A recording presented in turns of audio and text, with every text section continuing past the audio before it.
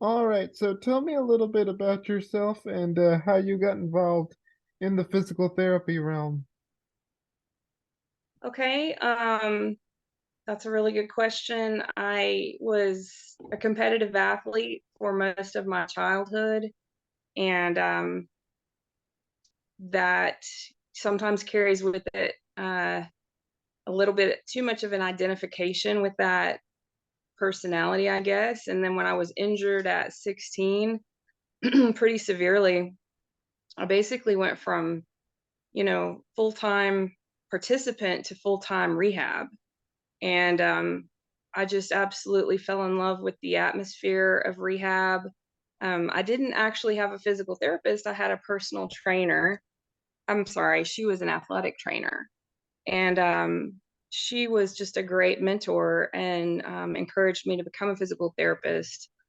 And I just found that although I fell in love with the athletic side of physical therapy, the sports rehab, I pretty quickly became way more passionate about neurological rehab. But that was my entry into it, was basically as a patient on that end of it. I just felt like it was such a healing experience for me, and I really wanted to be part of that for other people. Mm-hmm. So tell me a little bit of some of the things that you do as a physical therapist. I know you mentioned that you work on neurologic physical therapy. Is that correct? Say that again. I work on what? Neurologic physical therapy. You just mentioned that a minute ago. Right. Yeah. Yeah. So at the current time, I do in-home rehab for people with neurological injuries or diseases. My particular passion is people who've had spinal cord injuries or diseases that cause disability. And I'm so fortunate to be able to help in a lot of ways. One of the primary things I do is ask how I can empower that particular person to be more independent in their daily life. Sometimes that's a matter of access to the right equipment. Sometimes nobody's ever really got them connected with proper seating and mobility options. And so I can help, facilitate that. And sometimes getting in the right wheelchair just opens up a whole new world of possibilities and opportunities. Sometimes it's more social that I can help them connect with a community of people with spinal cord injuries that they didn't realize was out there. Sometimes it's purely physical, in that they've missed a little bit of their rehab and maybe had an illness or fallen behind a little bit, and I just help them get back to the full strength that they're capable of. Sometimes it's a combination of everything, and most of the time it includes emotional support and encouragement. Um, and so I really just talk to people and ask them, what do you want? What do you need? And how can I help you? Mm-hmm. My next question is, how do you go about addressing an individual's needs? What sorts of things do you look at, particularly in your line of work in neurologic physical therapy? Right. Um, well, the first thing that comes to mind is accessibility. As much as the Americans with Disabilities Act was, groundbreaking, we have so much further to go. Sometimes I can help people access resources that they might not have known about, hook them up with a social worker to help find accessible housing, financial resources for mobility, whether it's wheelchairs or getting a wheelchair modified vehicle.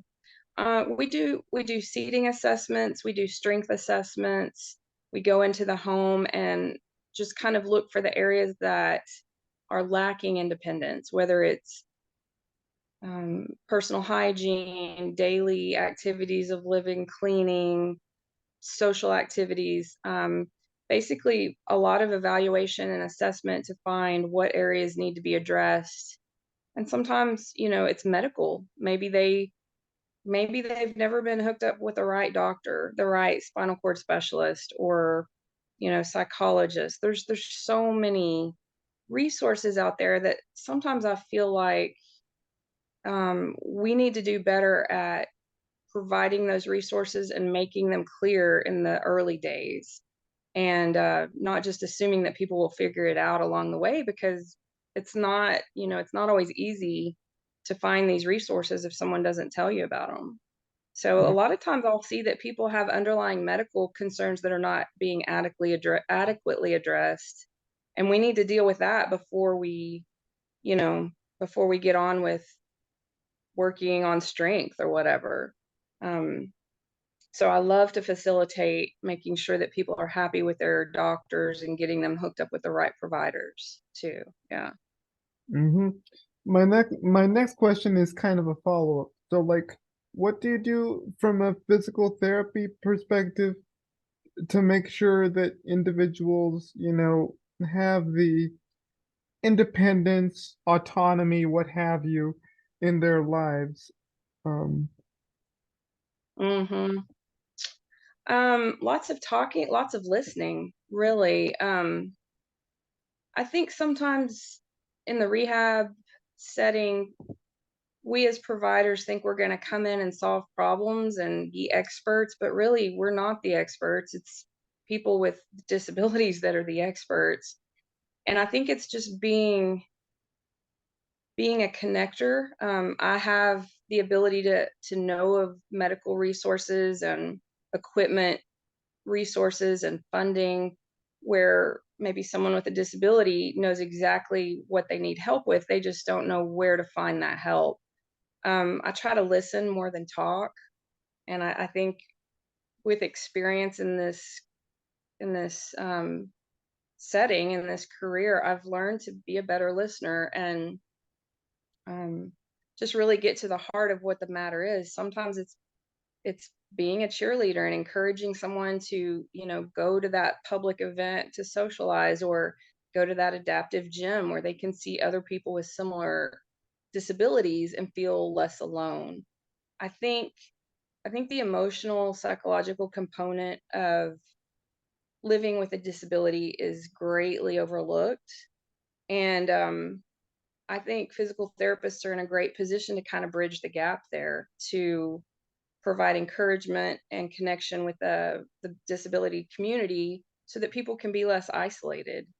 Isolation and loneliness is probably one of the biggest problems everybody faces. And when you're disabled and you lack the resources for public mobility, that's an even bigger obstacle to overcome. So I try to kind of help with those issues while I'm there, and then empower people to keep going after I'm gone. I don't want their activities to stop when I leave. I want them to keep going and achieving their goals. hmm My next question is, what impact does, physical therapy, have on the disability community? What impact does your work have like on the greater disability community? Have you heard Right. anything from patients or people in the physical therapy realm that you've worked with? Right. Yeah. When I was in PT school, the emphasis was on equality and accessibility. And I don't know if that's as much the emphasis now. I hope it is. Um, but that is something that I want to do more of in the future. I looked through your previous podcasts and you've had such good guests on. I need to listen to all those podcasts about patient advocacy, accessibility, and things like that. I hope that physical therapy is seen as a valuable resource, um, and a means to connect to a larger group of people or caregiver providers, things like that. For me, physical therapy, as a patient, for me, physical therapy showed me how strong I could be mentally. Um, it helped me realize that every obstacle, can be faced, and you can adapt and overcome. And I think that's what I hope we do, is help people to adapt and overcome instead of feeling limited and stuck. I hope that we can help adapt and overcome. I would love to see um, I would love to see more physical therapists being patient advocates and caring way less about what insurance says and more about what the patient says.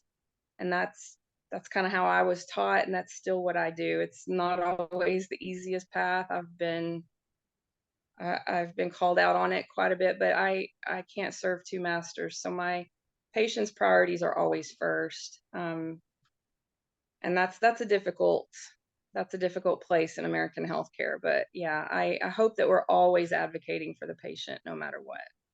Mm-hmm. My last question is, how can physical therapy, lead to better outcomes for people with disabilities in the long term? Yeah. Well, I mean, I think of one example from my experience in the last 4 years in the home rehab setting that I've been working in. Um, I was able to connect someone with a much better physical medicine and rehab doctor. He was initially set up with a doctor that was ill equipped and not willing to go the extra mile for him. So I helped hook him up with that provider. And my hope was that once I was gone, he would learn to speak up and advocate for himself. I feel like I feel like so many people experience such catastrophic medical trauma, and there's so much psychological healing that doesn't get addressed, and they end up feeling isolated, misunderstood, and overlooked. And I am by far not an expert in psychology or trauma, but I feel like if we can begin to address that and begin to empower people to speak up and not be afraid to say what they need and fight for themselves and get the very best providers that they can, then they can forge their own path.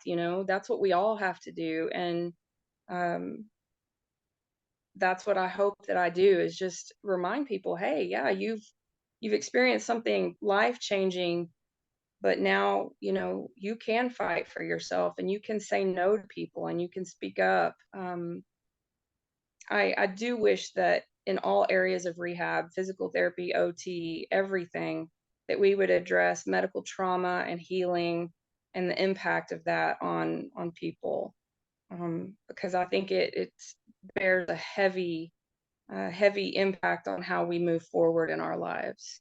So hopefully physical therapy can be a positive experience. I have a ton to learn. And I always just tell the people I work with, teach me what you need, and I will try to find a way to bridge that gap for you and do everything I can to empower you to be stronger and more independent. Mm-hmm. Yeah, that's cool.